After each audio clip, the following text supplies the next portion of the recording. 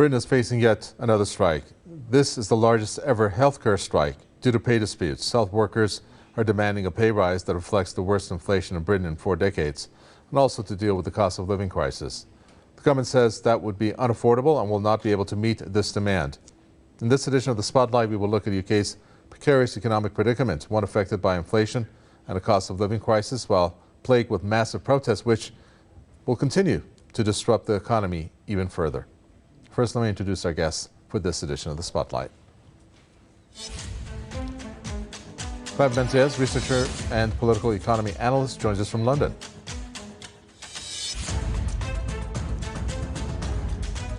Also joining us, Shabir Rizvi, economic analyst, who also joins us from London. Gentlemen, welcome to you both. Clive Benzies, first over to you. So we're looking at the largest ever strike by health workers.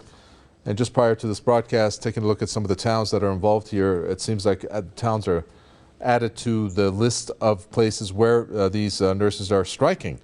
And it's not the first strike by the health sector, which is over the pay rise, amongst other things, actually. Tell us what you think about this. First of all, and I guess in a bigger picture, what's going to happen if neither side gives in, whether it's an offer by the government and then the nurses are not going to go for it, or vice versa? Good evening, and thanks for having me back on. The thing is, we tend to focus on news stories as they emerge, and that's not surprising. This is a news channel. But one needs to look at the bigger picture, as you've alluded to, because this is structural. And all of this that is now coming to everyone's notice has been long predictable, as I've said before on your program. And the problem is that if one's addressing the symptoms of a structural issue, one's only playing whack-a-mole, which you may know is a children's game where you have a hammer and you hit things down and other things pop up. And that essentially is what is happening in the way our government responds to the crises as they emerge into public consciousness.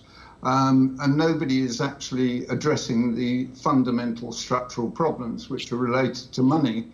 As far as where we go from here, I suspect that we're just going to head further into dysfunction because as we said 7 or 8 years ago, we're heading for economic collapse, and there is no monetary or fiscal measures available in the toolbox anymore. They've used them all. They've printed all the money they can without really causing runaway inflation, which is probably inevitable anyway.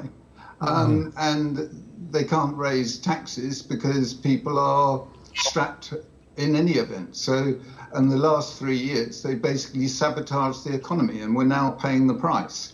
But what will happen, and what is happening, is the structure will change, money will change, and the way we handle value will change. But that's a much bigger debate. Well, I think this particular sector is obviously something that needs to be somewhat resolved, and rather quickly, because time is running out, Shabir Rizvi, if you agree. And I'm going to tell you why, based on this one particular piece of news, which it's been contested, but it's still shocking because the numbers could be this high. And the source of this said, it's a website that said up to 500 people dying each week from emergency care delays, the bad flu season compounding with systemic problems leading to unnecessary deaths, a patient waiting 99 hours for a bed at Great Western Hospital in Swindon, which is one of the most extreme cases. So if we're looking at that, along with the fact that you're looking at nurses leaving en masse because of a decade of poor pay, 25,000 to have left just last year, you have a problem. People are dying. So this needs to somehow be resolved, doesn't it? Hello. Yes, Shabir Rizvi, do you have it? Hi, yes. Thank you very much. Pleasure to be back again, Kaveh. Look, as my colleague described, that it's a structural problem, and not only is it a structural problem, I think it's more an ideological and a political conundrum that the government is in. We've had a Tory government now in power, as I have commented previously, for the last 13 years.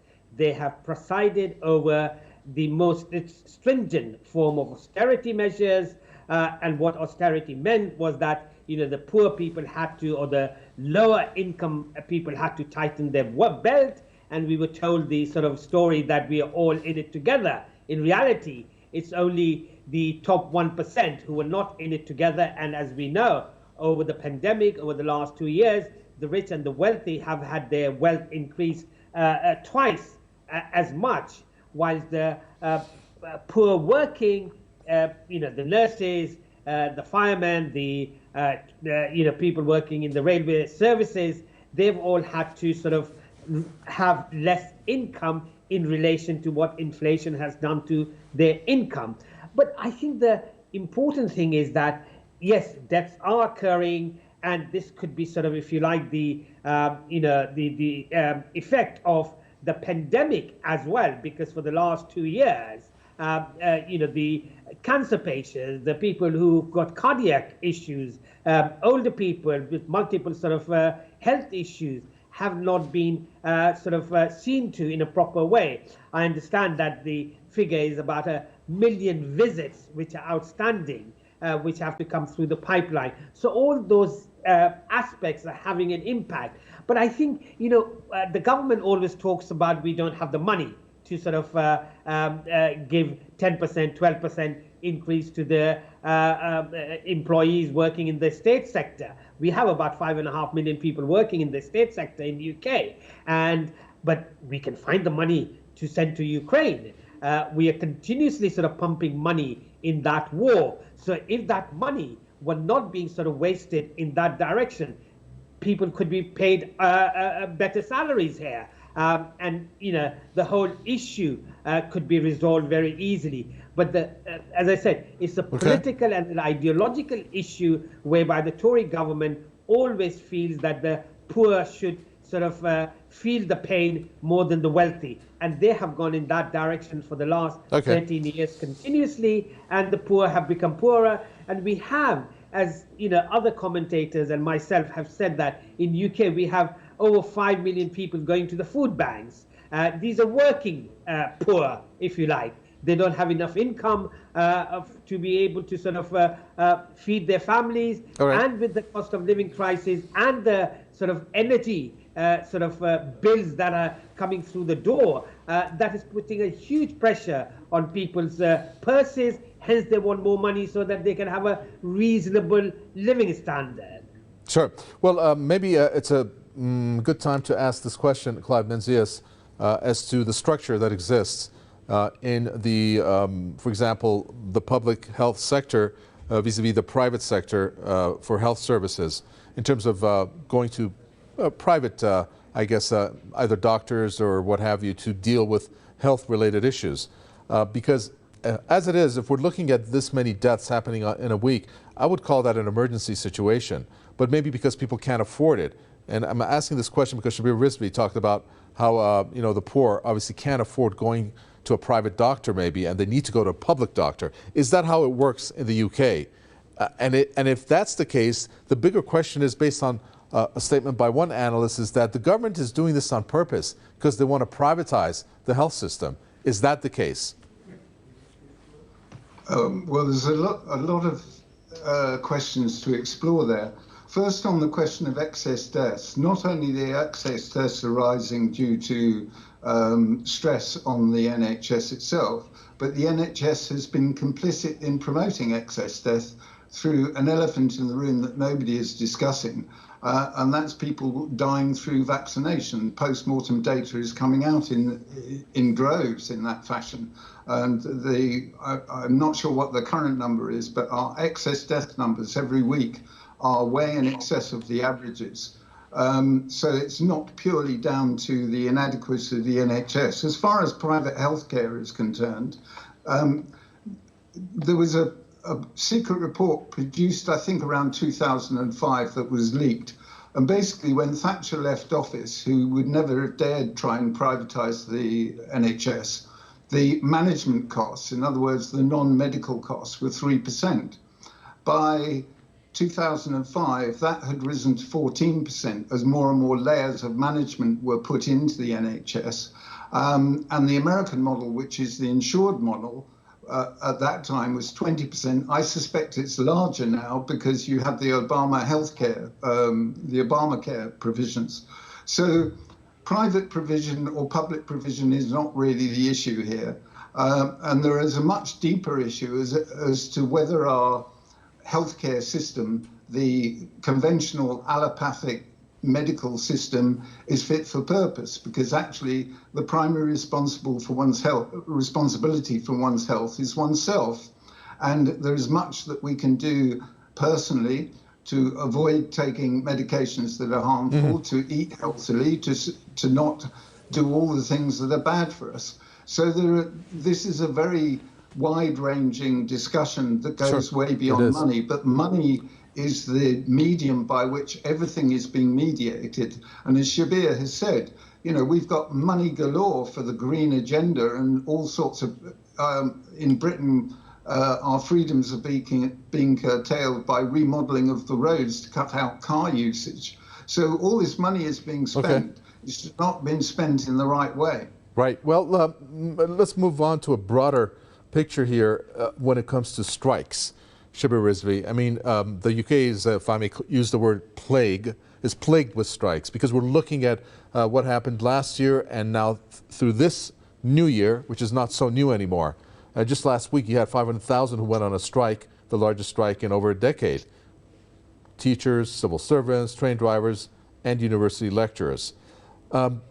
You can't have a country that keeps going on strikes in the volume and the numbers that the UK is experiencing. And you have the Prime Minister saying, well, pay rises need to be reasonable and affordable, and issuing a warning that big pay rises would jeopardize attempts to tame inflation. I mean, what does he call big pay rises? If you have 10% inflation on paper, or 11, and some say it's going to go up to 20. Well, look, at the end of the day, the classical economist will tell you that wage price inflation is what Britain is in at this moment.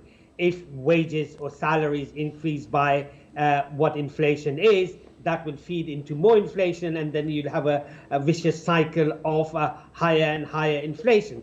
That's one sort of economic theory, if you like, which is being sort of pushed forward by the government because it thinks from sort of an economic model whereby that approach is being applied. However, on the other hand, just looking at sort of healthcare, particularly, Britain still spends only between 8 and 9% of the GDP on healthcare, whilst if you have the US model, which is a insurance-based model, they spend 19 to 20% of the GDP on healthcare. So really, I just often when I think about this, I really can't fathom how the private healthcare model is a success. Yes, it is argued that, if you pay for the money, therefore you can get the operations done quicker and you don't have to sort of wait for your turn. So there's a rationing, if you like, in UK through the waiting list, but in the US and other countries where you have insurance, it's sort of rationing by money, if you like. If you have money, you can get the things done.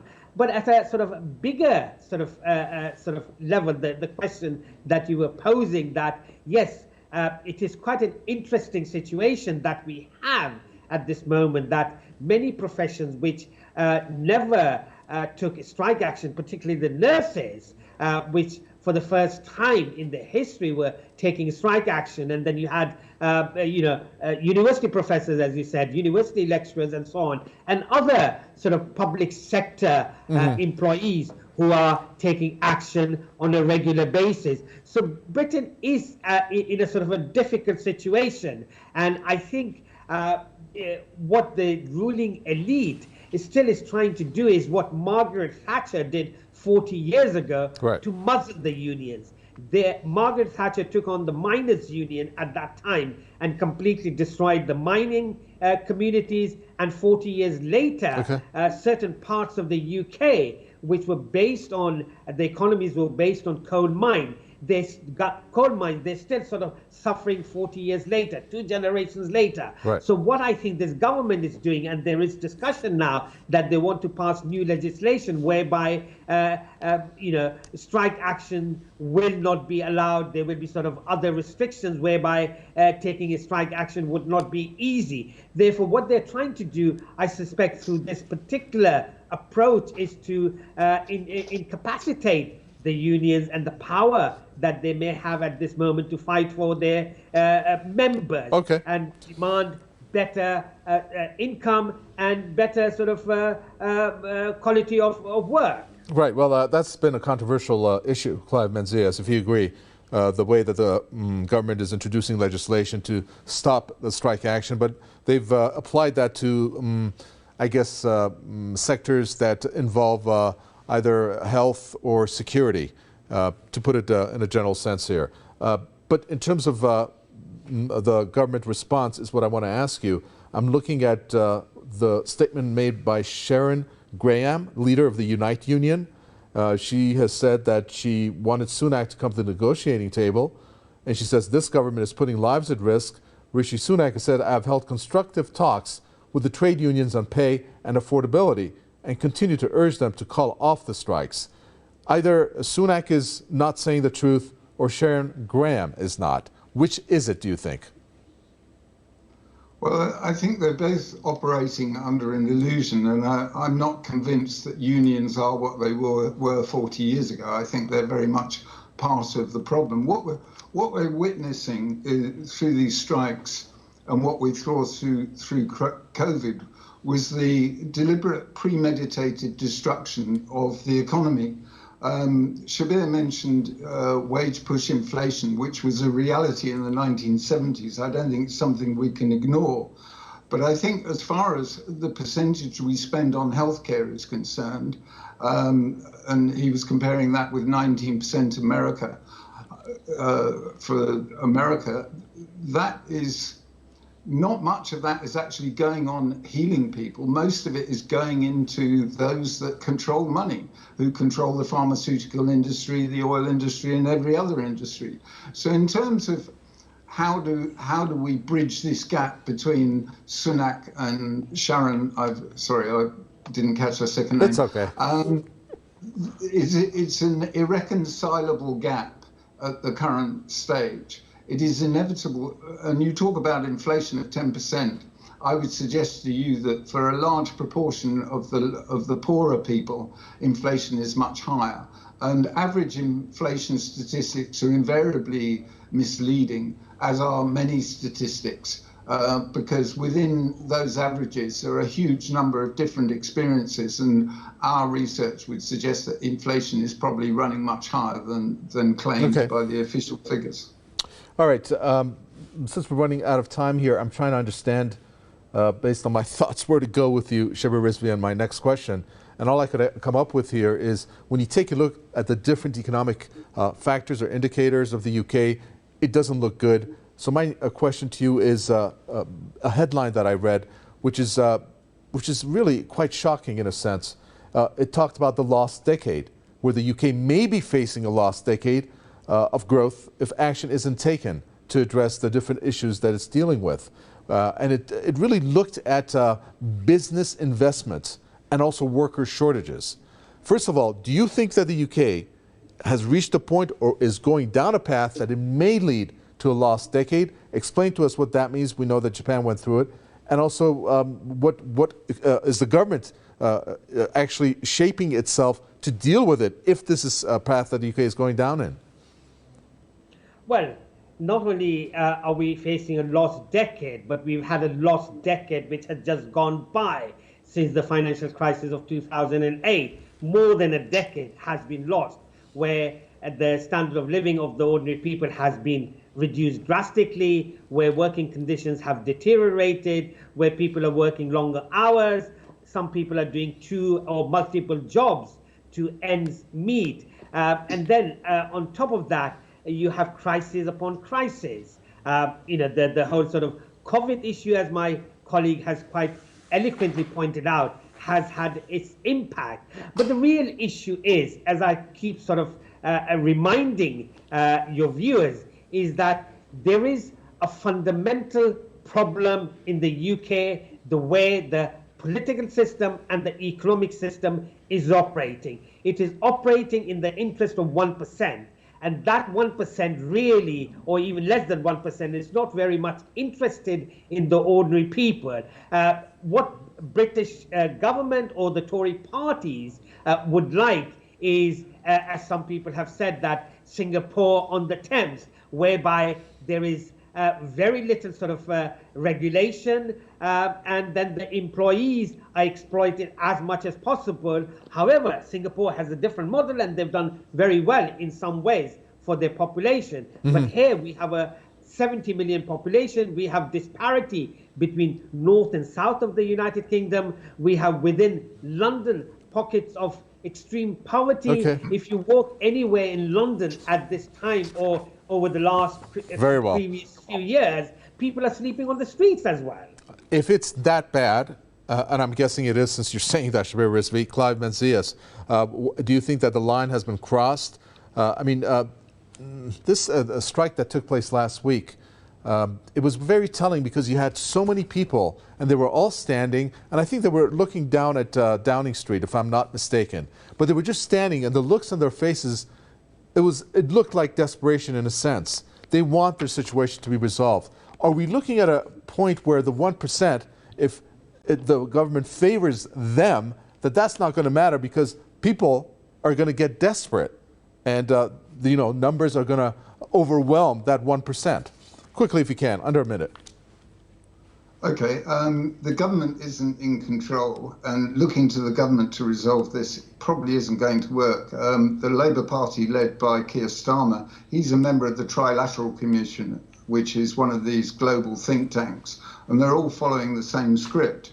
The only way that this is going to change is through structural change, and that is people taking back responsibility for themselves and each other and helping each other, because the systems of government and the structures that are provided are no longer fit for purpose. Thank you. Thank you, Clive Menzies, researcher and political economy analyst from London, and also from London, Shabir Rizvi, economic analyst. With that, we come to an end for this edition of The Spotlight. From Mikhail Batagwe and the team, it's goodbye.